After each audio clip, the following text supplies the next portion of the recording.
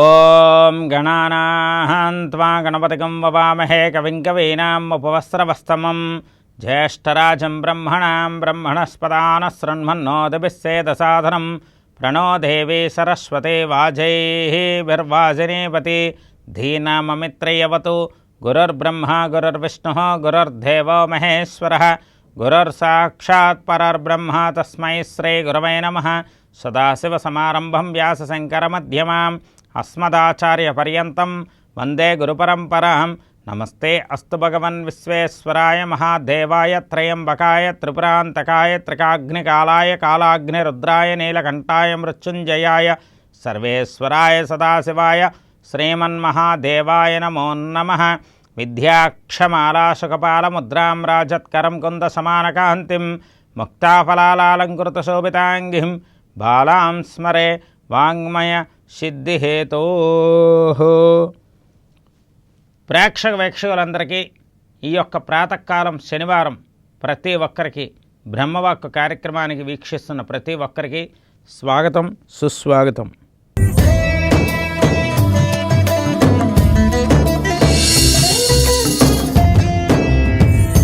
పన్నెండు 7/2025 శనివారం నేటి పంచాంగం. స్వస్తి శ్రీ శ్రీ విశ్వావసనామ సంవత్సరం ఉత్తరాయణ పుణ్యకాలం గ్రీష్మ ఋతువు ఆషాఢమాసం. ఈరోజు సూర్యోదయం ఉదయం 5:36 మొదలవుతుంది. సూర్యాస్తమయం సాయంకాలం 6:39 మొదలవుతుంది. ఈరోజు తిథి ఆషాఢమాస బహుళపక్ష విధియ రాత్రి 1:47 వరకు, తదుపరి తదియ తిథి. ఈరోజు నక్షత్రం ఉత్తరాషాఢ నక్షత్రం ఉదయం 7:24 వరకు, తదుపరి శ్రవణ నక్షత్రం. ఈరోజు యోగం విష్కంభ యోగం రాత్రి 7:26 వరకు, తదుపరి ప్రీతి యోగం. ఈరోజు కరణం తైతుల కరణం పగల 3:48 వరకు, తదుపరి వణజి కరణం. ఈరోజు శుభ సమయం సాయంకాలం 3:30 నుండి 4:50 వరకు. ఈరోజు రాహుకాలం ఉదయం 9 నుండి 10:30 వరకు. ఈరోజు యమగంట కాలం మధ్యాహ్నం 1:30 నుండి 3 వరకు. ఈరోజు దుర్ముహూర్తం ఉదయం 6 నుండి 7:36 వరకు. ఈరోజు వర్జం మధ్యాహ్నం 11:23 నుండి 12:59 వరకు. ఈరోజు అమృత గడియలు రాత్రి 12:55 నుండి 2:31 వరకు. ఈరోజు రాశిచక్రంలో ఉన్నటువంటి గ్రహస్థితి గమనాన్ని ఒక్కసారి పరిశీలన చేద్దాం. వృషభ రాశిలో శుక్రుడు, మిథున రాశిలో రవిగురులు, కర్కాటక రాశిలో బుధుడు, సింహరాశిలో కుజకేతువులు, మకర రాశిలో చంద్రుడు, కుంభరాశిలో రాహువు, మీనరాశిలో శని. ఈ విధంగా చంద్రుడు తన సొంత ఇంట్లో ఉన్నటువంటి బుధుణ్ణి చూస్తున్నటువంటి శనివారం వచ్చింది. అంటే చాలా విశేషంగా ఉంటుంది. ఈరోజు బ్రహ్మవాక్కును ప్రతి ఒక్కరూ శ్రద్ధాభక్తులతో చూడండి. చాలా అద్భుతంగా చక్కనైనటువంటి పరిహారాలు తెలియపరుస్తాం. తదుపరి మనం తెలుసుకోబోయే అంశం నేటి విశేషం.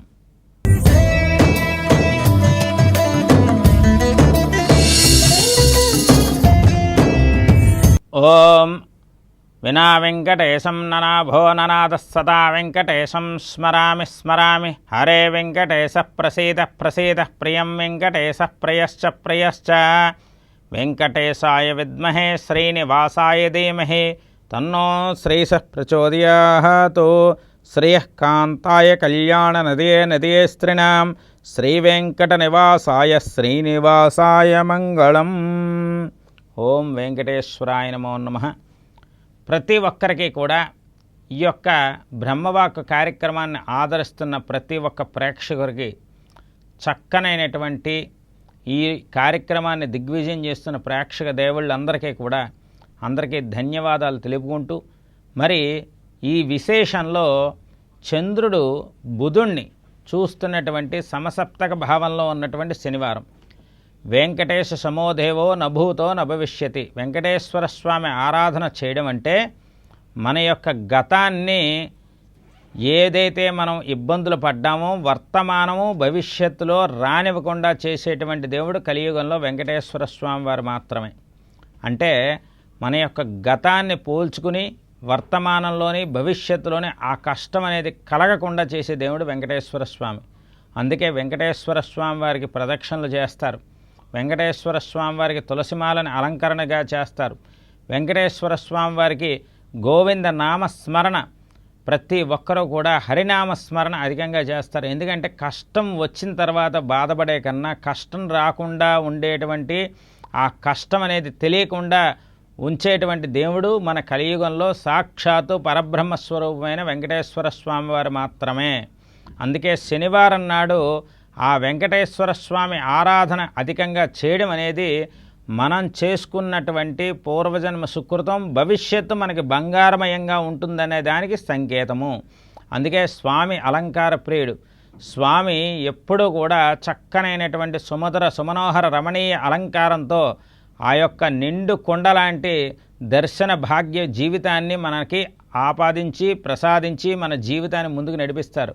అందుకే వెంకటేశ్వర స్వామి ఆరాధన ప్రతి శనివారం శనివార నియమాన్ని పాటిస్తూ ప్రతి ఒక్కరూ కూడా ఈ రాశి వారు ఆ నక్షత్రం వారు అని కాకుండా అన్ని రాశుల వారు అన్ని నక్షత్రాల వారు ప్రతి ఒక్కరూ కూడా కలియుగంలో ఆ స్వామిని మించిన దైవం లేదని మనస వాచ కర్మేణ కోరుకుంటూ చక్కగా వెంకటేశ్వర స్వామి ఆరాధన చేస్తూ ఉండడం వల్ల మనిషికి ఉన్నటువంటి ప్రారబ్ధ కర్మ మనల్ని పరిపాలించకుండా ఆ ప్రారబ్ధ కర్మ దోషాన్ని తీసివేసేవాడు కేవలం వెంకటేశ్వర స్వామి వారు మాత్రమే.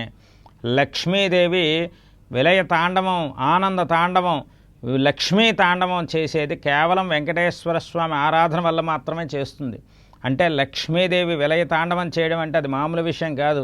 ఇంకా ఏ తరతరాలకి కూడా లోటు లేకుండా ఉండేటువంటి జీవితం ఆ యొక్క వెంకటేశ్వర స్వామి ఆరాధన వల్ల ఆ లక్ష్మీదేవి అమ్మవారి అనుగ్రహం వల్ల మనకి లభిస్తుంది. అందువల్ల శనివారం నాడు వెంకటేశ్వర స్వామి ఆరాధన ప్రతి ఒక్కరూ చేయండి.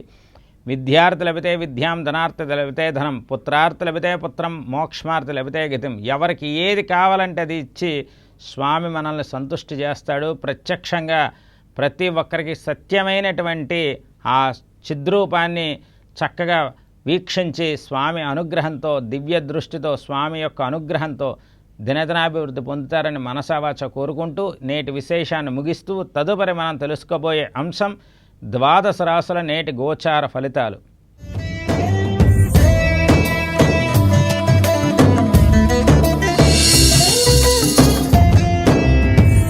ముందుగా మేషరాశి.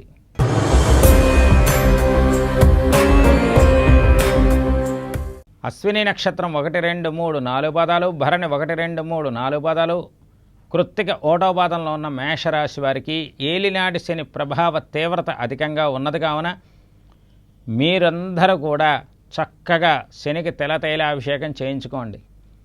అలాగే నల్ల నువ్వులు నల్లని వస్త్రాన్ని దక్షిణతో సహా బ్రాహ్మణ పండితుడికి చక్కగా ఆ యొక్క దానంగా ఇవ్వండి.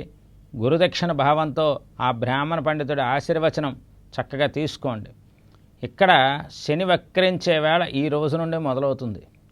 అప్పుడు శని యొక్క పరిస్థితి మీ యొక్క మేషరాశి వారికి కొంచెం ఇబ్బందికరమైనటువంటి అంశం. ఎందుకంటే స్థానంలో ద్వాదశంలో వ్యతిరేకించినటువంటి పరిస్థితి వస్తే ఖర్చులు అధికంగా ఉంటాయి. మానసికంగా చాలా ఇబ్బందిగా ఉండేటువంటి పరిస్థితి మేషరాశి వారికి ఉన్నది. అందువల్ల వ్యాపార లాభం కలగడానికి వ్యవహార జయం కలగడానికి ప్రదోషకాలంలో వెంకటేశ్వర స్వామి ఆరాధన చేయండి. ఖచ్చితంగా స్వామి అనుగ్రహంతో మీరు మేషరాశి వారికి శుభం జరుగుతుంది. తదుపరి మనం తెలుసుకోబోయే రాశి వృషభ రాశి.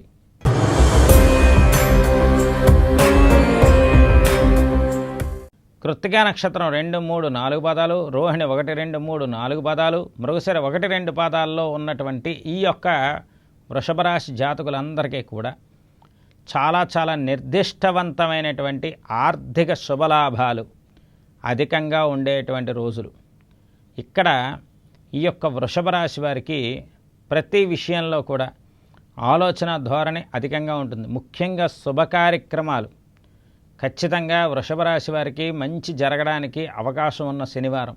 అందువల్ల ఈ వెంకటేశ్వర స్వామి ఆరాధన అనేది ఖచ్చితంగా మరవకుండా మొట్టమొదటి ప్రాతకాలంలో మీరు చేయవలసింది నవగ్రహ దేవతల ప్రదక్షిణ చేసుకుని కొబ్బరికాయ కొట్టుకోండి. మీ పనులన్నీ చేసుకుని సాయంకాలం పూట ప్రదోషకాలంలో చక్కగా శనివార నియమం పాటించిన తర్వాత వెంకటేశ్వర స్వామి ఆరాధన చేస్తే ఖచ్చితంగా మీకు అనుకున్నది అనుకున్నట్టుగా మంచి జరగడానికి అవకాశం అధికంగా ఉంటుంది. తదుపరి మనం తెలుసుకోబోయే రాశి మిథున రాశి.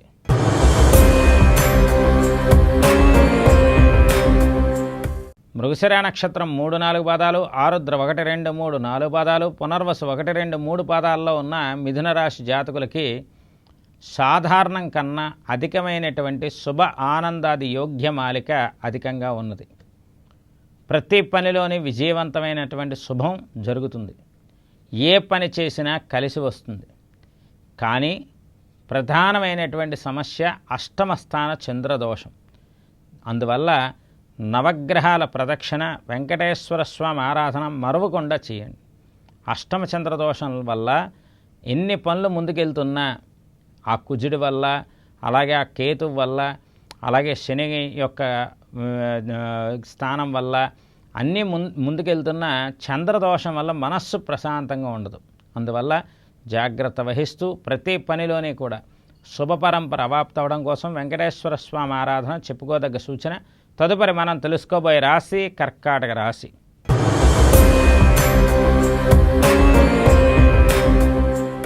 పునర్వసు నక్షత్రం 4వ పాదం, పుష్యమి 1, 2, 3, 4 పాదాలు, ఆశ్లేష 1, 2, 3, 4 పాదాల్లో ఉన్న కర్కాటక రాశి జాతకులకి సప్తమ స్థాన చంద్రబలంతో ఇక నుండి కర్కాటక రాశి వారు దూసుకుపోతారు.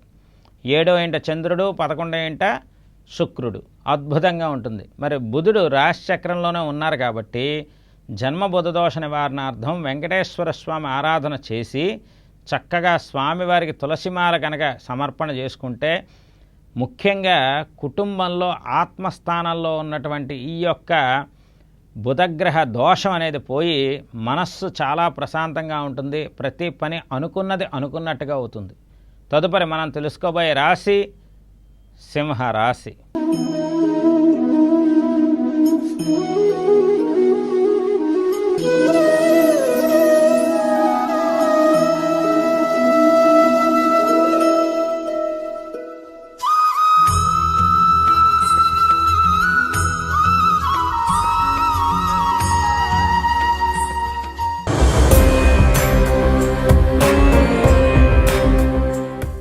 మకా నక్షత్రం 1, 2, 3, 4 పాదాలు, పుబ్బ నక్షత్రం పూర్వ పలుగుని 1, 2, 3, 4 పాదాలు, ఉత్తరా నక్షత్రం 1వ పాదంలో ఉన్న సింహరాశి వారికి చంద్రబలం తగ్గింది అని చెప్పచ్చు.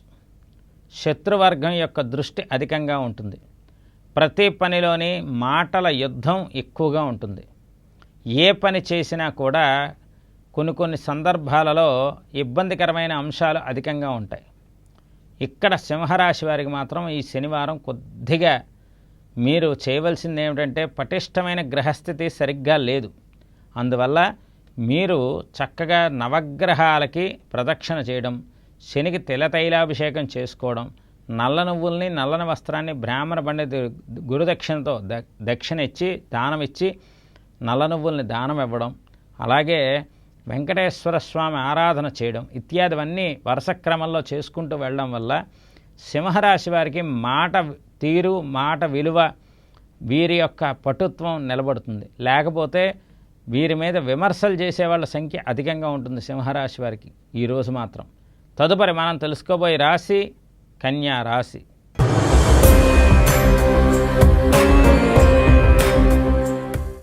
ఉత్తరా నక్షత్రం 2, 3, 4 పాదాలు, హస్త 1, 2, 3, 4 పాదాలు, చిత్త 1, 2 పాదాల్లో ఉన్న కన్యారాశి జాతకులకి సాధారణం కన్నా అమోఘమైనటువంటి ఇక్కడ శని యొక్క వక్రస్థితి వీరికి కలిసి వస్తుంది.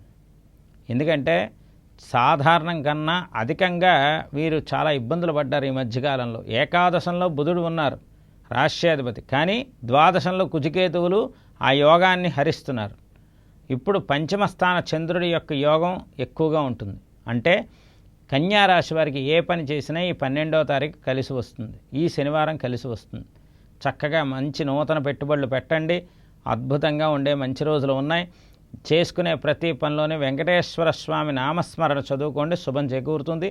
తదుపరి మనం తెలుసుకోబోయే రాశి తులారాశి.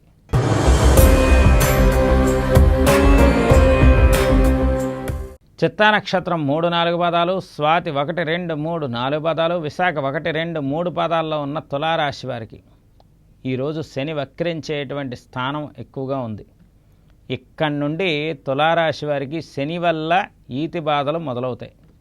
అందువల్ల ఎంత జాగ్రత్తగా మౌనంగా ఉంటుందో అక్కడ పరిస్థితులన్నీ ఆ మౌనంగా ఉండడం వల్లే కలిసి వస్తాయి.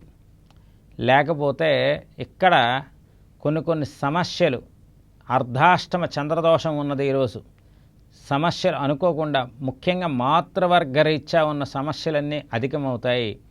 తల్లిగారి తరఫున బంధువుల మధ్య మీతోని యుద్ధం చేసేటువంటి పరిస్థితి ఏర్పడుతుంది. జాగ్రత్త వహించాలి. వెంకటేశ్వర స్వామి ఆరాధన అధికంగా చేయాలి. దానివల్ల కొన్ని సమస్యల నుండి బయటపడతారు. తదుపరి మనం తెలుసుకోబోయే రాశి వృశ్చిక రాశి.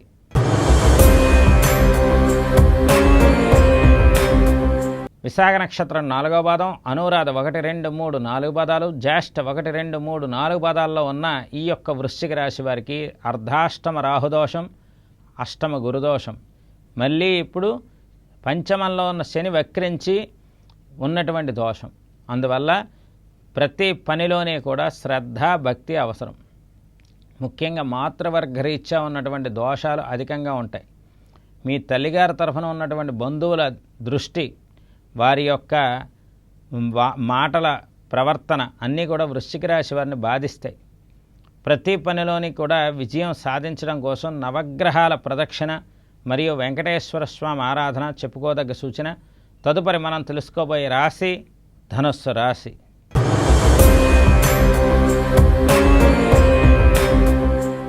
మూలా నక్షత్రం 1, 2, 3, 4 పాదాలు, పూర్వాషాఢ 1, 2, 3, 4 పాదాలు, ఉత్తరాషాఢ 1వ పాదంలో ఉన్న ధనుస్సు రాశి జాతకులకి నేటికి 15 సంవత్సరాల క్రితం ఉన్నటువంటి వైభోగాన్ని ఇప్పుడు ధనుస్సు రాశి వారు మళ్ళీ ఆ పూర్వ వైభవాన్ని, అంటే అప్పుడు జరిగే మంచిని, అప్పుడు ఉండేటువంటి ఆనందాన్ని మళ్ళీ ఇన్ని సంవత్సరాల తర్వాత వక్రించిన శని వల్ల, సప్తమ గురుడి వల్ల, భాగ్యస్థాన కేతు వల్ల పొందుతున్నారు అనడంలో ఎటువంటి సందేహం లేదు.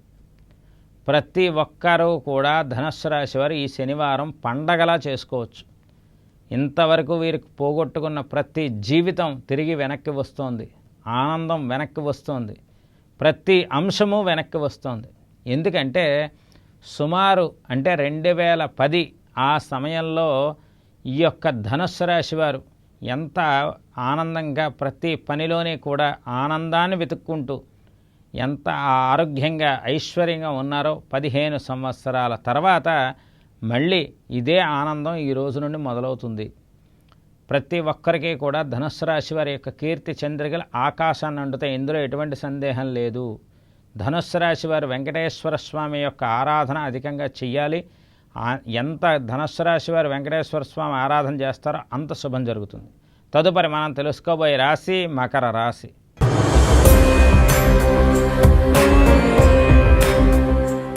ఉత్తరాషాఢ నక్షత్రం 2, 3, 4 పాదాలు, శ్రవణం 1, 2, 3, 4 పాదాలు, ధనిష్ట 1, 2 పాదాల్లో ఉన్న ఈ యొక్క మకర రాశి జాతకులందరికీ కూడా ఏలినాడు శని ప్రభావ తీవ్రత ఉన్నప్పుడు ఎంత ఇబ్బంది పడ్డారో ఈ శని వక్రించినప్పుడు దాని ప్రభావ తీవ్రత కూడా అలాగే ఉంటుంది. అందువల్ల కొన్ని సందర్భాల్లో మీ యొక్క మాట తీరు విధానం అంతా కూడా మార్చుకోవాలి. రాశిచక్రంలో ఉన్న చంద్రుడు చాలా అద్భుతాన్ని చూపించబోతున్నారు. తృతీయమందు ఉన్నటువంటి శని వక్రించడం వల్ల మీకు కొన్ని ఆలోచనలు పనులు చాలా స్లోగా వెళ్తాయి. అందువల్ల ప్రతి ఒక్క మకర రాశి వారు కూడా కొద్దిగా మీ యొక్క ఆలోచన విధానాన్ని మార్చుకోవడమే కాకుండా వెంకటేశ్వర స్వామి ఆరాధన కూడా చేయడం వల్ల ఖచ్చితమైనటువంటి శుభయోగాలు లభిస్తాయి. తదుపరి మనం తెలుసుకోబోయే రాశి కుంభరాశి.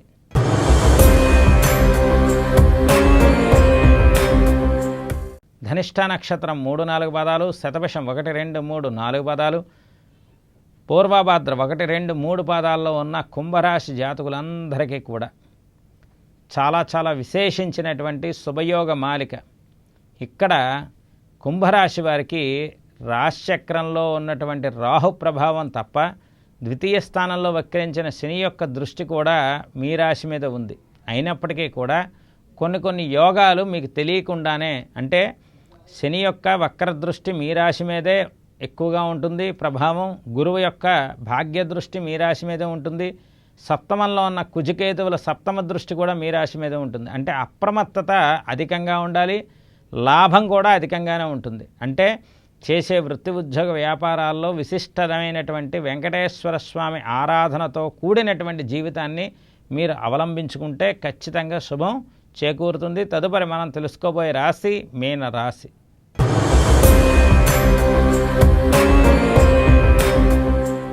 పూర్వభాద్ర నక్షత్రం 4వ పాదం, ఉత్తరాభాద్ర 1, 2, 3, 4 పాదాలు, రేవతి 1, 2, 3, 4 పాదాల్లో ఉన్న మీనరాశి వారికి సాధారణం కన్నా అధికమైన ఆనందానికి లోనయ్యేటువంటి రాసుల్లో ప్రప్రథమ రాశి మీనరాశి వారే. ఈ శనివారం నుండి వీరి జాతక గమనం మార్పు వస్తుంది. కుటుంబంలో వాతావరణం బాగుంటుంది. ప్రతి పనిలోని కూడా శుభమాలిక అధికంగా ఉంటుంది. పనులన్నీ కూడా వేగవంతం అవుతాయి. ఏ పని చేసినా కలిసి వస్తుంది. వెంకటేశ్వర స్వామి ఆరాధనతో పాటు నవగ్రహాల యొక్క ప్రదక్షిణ, నవగ్రహ ధ్యాన శ్లోకాలు చదువుకోవడం మీనరాశి వారు తప్పనిసరిగా ఈరోజు చేయాలి. ఈ విధంగా ద్వాదశ రాశులకి నేటి శుభ ఫలితాలు తెలుసుకున్నారు. తదుపరి మనం తెలుసుకోబోయే అంశం నేటి ధర్మ సందేహాలు.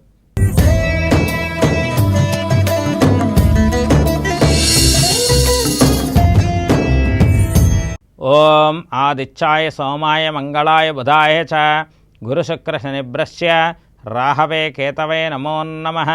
ఓం నీలాంజన సమాభాసం రవిపుత్రం యమగ్రజం ఛాయామార్తాండ సంభూతం తన్నమామి శనేశ్చరం.